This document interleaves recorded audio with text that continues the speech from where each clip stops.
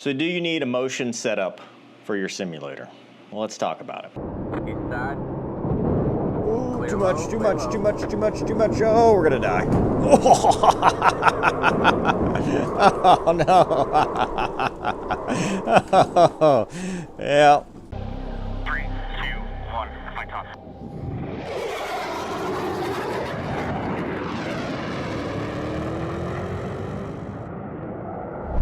So this is the DOF Reality H6, and full disclosure, they sent this to me to keep in exchange for a fair and honest review, and that's what we're going to do today. Short review, just taking a look at some of the features, how it was to put together, and my initial impressions of the sim. So right out the gate, I am not somebody who likes to put stuff together. I enlisted the help of Doug, who came over once this thing came in, and I thought it was going to be this big daunting task. It turns out that not so much. It took us about 2 days. It's about a weekend project. It comes in 2 large containers, drop shipped via DHL. And the instructions off the website are pretty good. Doesn't come with them, but you go on the website, you download the instructions, and it works out really well. The first part, just getting everything together, there's not a lot of pieces, so that makes it easier. A lot of it comes pre-assembled, but I don't like putting stuff together. So for me, having Doug there was huge, and without him, I don't know that I could have done it. But it's a 2-man job. There's a lot of stuff that you just need to maneuver and read the instructions and get. But we took our time, and by the end of day 1, we had it pretty well put together. Where it did get complicated was all the peripherals, stick and stuff, because it kind of is a choose-your-own adventure. And so when you put it together, they don't know what setup you have, what your build is going to look like at the end game. So they have adapters and stuff, so it doesn't necessarily mean you're going to have everything from the beginning. I wanted a sim that could do it all. When we were talking about it, when he first contacted me, I had done a DCS video, and he's like, hey, have you ever tried motion?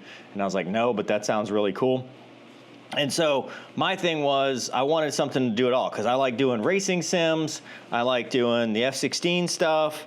Obviously, I've got to have the shifter, pedals that have to be swapped out for either race cars or flying, and it needs to be able to do all that, plus a center stick, which I don't have installed now, but it has that capability with quick detach and reattach ability. To change pedals from racing to flight and back is about a 3-minute process. It's not bad at all. Everything else stays here. The stick is about the only thing that I change, because I don't like to have it when I'm doing race car stuff. So day 1 was pretty much getting everything set up, getting it to the point that we had the steering wheel on, and putting it all together. And then by the first night, we were doing iRacing. All right, Douglas, good luck. It's been nice knowing you. And boy, I tell you, it was a lot of fun. Doug liked it. Doug was the first one to try it, and he's obviously a racing instructor, race car driver, and he loved it. You feel like you'd be faster like this? Oh yeah. Like it fixes, Oh yeah. It fixes all the things that you hated about iRacing? It's hard to describe. There you have it, folks. Professional race car driver. And immediately was like, I want to get my own. So again, full disclosure, if you click the link in the description, they will match a percentage so that Doug can finally get his own. Right now he's in a contraption that is basically just homemade, and so he might get his own sim. But I digress. We were pretty much done in 2 days. Doug was gone 24 hours to 26 hours from the, he showed up at like 11 a.m. or about 7 p.m. We were pretty much done. And then the next day it was all putting the rest of the pieces together and ensuring that we had everything set up. Now, once it's together, that's when the work starts. And they warned me that when they sent it, they're like, hey, it does require some tuning, which it uses the third-party software, and a lot of profiles are already built. So if you pay, I think it's $20 a year, you can download other people's profiles and import them, which takes a lot of the guesswork out of it because some very smart people have already done this stuff. So for me, I paid it. I was like, hey, 20 bucks, no problem. And that helped a ton once I figured out, because there's a little bit of academics you have to know. You have to learn what each setting means and how it affects the system and all of that. Day 2 is when we did the flight sim stuff, and I did the F-16. Okay. Whoa. Okay. And what I noticed with the F-16 and just flight sim in general is a lot of the stuff that I complained about with DCS, because you got to remember, my previous setup was just me at my desk. And so, you know, Donkey and I have done DCS videos, and we've talked about we can't feel anything. And now, this is not going to feel like pulling 9Gs, but it does give you that, hey, here's where the aircraft is relative to the horizon. Here's kind of, you know, you're in this bank. It gives you that feel that you're missing otherwise, which when combined with virtual reality, which this is the Pimax Crystal Light, this is what I use. Links in the description, by the way. It closes the loop. You get all of the sensation of, hey, I'm in an airplane and I know where I am relative to the horizon. Now, with that said, when things go wrong, it will get you spatially disoriented more than you've ever been in your life. I was doing a race the other day in Talladega, and Pimax, I was running some of the experimental stuff that they just started, and it glitched so bad that the motion was correct, but what I was seeing was like this jello-y, jarry thing, and it was incredibly disorienting to the point that it was like incapacitating. It was crazy. In fact, I think the Air Force or the Navy should use it as their hypoxia simulator, because that's what it reminded me of. But Pimax just fixed that with an update, and I turned off all the experimental features and stuff, so I think that's pretty much fixed. But it is something you have to be cognizant of, because this machine will move and it will do what it thinks is right, because it's based off of the output from the game, the output from the simulator. iRacing exports data, DCS exports data, Microsoft Flight Simulator exports data. The third-party software takes that data, interpolates it, and commands this 6 degrees of freedom to move, which means you've got pitch, you've got roll, you've got yaw, you've got heave, you've got surge. So this thing will move in a lot of different directions. And this is the H6 versus the entry model H3, which only has 3 axes. But I think, especially for racing, you need the 6 degrees, because and flight sims. It made me enjoy road racing and iRacing, which I historically have not, because you can't feel anything. This gives you that subtle feeling in the seat of the pants that I think iRacing has been missing. So I really enjoyed it from a road racing perspective once I got it tuned in and dialed in.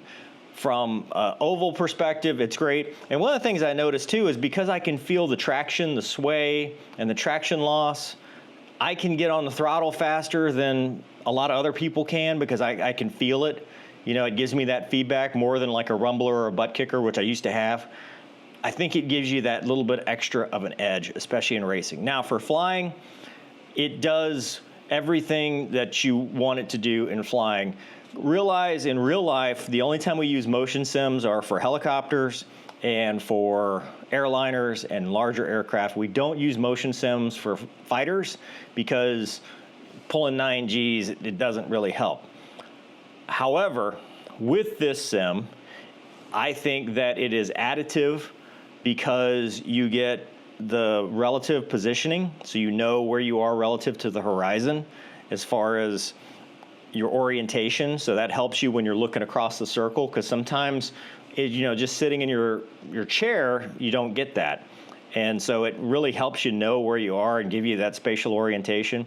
It helps you when you're doing, just patterns and stuff, because a lot of what I do in the jet is based on feel. Is it a 1-for-1? No, nothing's going to be a 1-for-1 to sitting in a real aircraft. Is it getting you closer to that 1-for-1? Absolutely. And that's really the important thing, is it gives you more than what you would get sitting at 1G, but it gives you that 1-for-1 feeling. And that's really the important thing, is it gives you more than what you would get sitting at 1G, but it gives you that 1-for-1 feeling. And that's really the important thing, is it gives you more than what you would get sitting at 1G, but it gives you that 1-for-1 feeling. And that's really the important thing, is it gives you more than what you would get sitting at 1G, but it gives you that 1-for-1 feeling. to the limits of any equipment that's out there. From that perspective, it's great. I haven't been able to try it with helicopters yet. I do have the ProFlight Puma, and it is compatible, but the way we set this up with this seat, it's not. So I haven't been able to try helicopters, but I can tell you, just in messing with it, not officially, I guess, just trying to see how it is, it would be very useful for helicopters, because like we talked about, two-stage pull-up. I need to get a collective. The two-stage pull-up, having that little bit of yaw to tell you when the helicopter's moving, and all of the feel stuff, because helicopters are very much seat of the pants. Helicopters very much require you to be able to know what the surroundings are doing just by feeling it in your butt. So I think it'll be additive there. I'm going to try some short takeoff and landing stuff in Microsoft Flight Simulator. I think it's going to be additive there. And no, in aircraft that talk to you, I think it's going to be huge, like the Tomcat. The Tomcat is a great one because the wings rumble and give you feedback like a T-38 versus an F-16, which doesn't give you a lot of feedback. The F-16 does not talk to you with rumbles and airflow disruptions and stuff like an F-18 will. When you go fast, you can feel the buzz off the Lexus, the leading edge extensions, or you can feel, your higher AOA stuff versus the F-16, which is kind of limiter based. So other aircraft, 100%, absolutely. I think you're going to have a good time with it. So that's my initial impressions of it. I'm still working through it. I'm still trying to set everything up. It's only been a couple weeks. I think over time, the more comfortable I get with it, the better off it's going to be. And the more you set stuff up, there's a lot of fine tuning involved. But if you're on the fence about setting up motion, especially if you're an iRacer or somebody into racing sims, I think it's a game changer, and it's definitely something you want to try. For flight sim, it depends on what you do. I think that for a fighter like the F-18 or the F-14 or the F-5, 100%, I think it's going to be super valuable. F-16, a little less so. Helicopters, absolutely. Helicopters are going to be where this thing shines.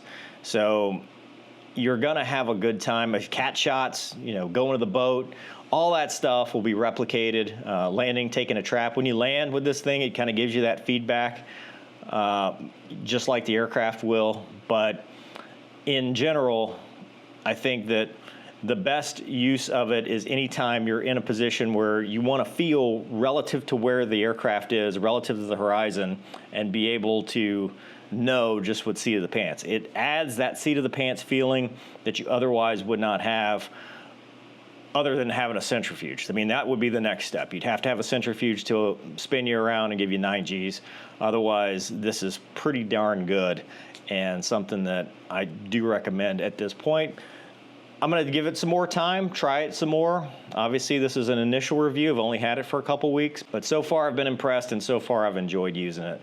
So I've got a link in the description. You can check it out, and that will help Doug on his way to getting Doug bucks to buy his own, because he tried it and he was immediately sold on it. It was just incredible how much he enjoyed it, and I've enjoyed it a lot too. So I want to thank Mark and the folks at DOF Reality for providing this for me and sending this to me. They've been awesome. They've been super accommodating and super helpful in helping me get set up and helping me get everything in place. It's an awesome setup, way better than anything I've ever had. And I never thought I would be sitting here in a real, full up setup, because it just never was. From the time I started borrowing Bananimal setup to do DCS in 2018 to now, we've certainly come a long way, but this is awesome, and I've been having a lot of fun with it. So let me know in the comments what you think. Hope you guys enjoyed this episode. Thanks for watching. See you next time.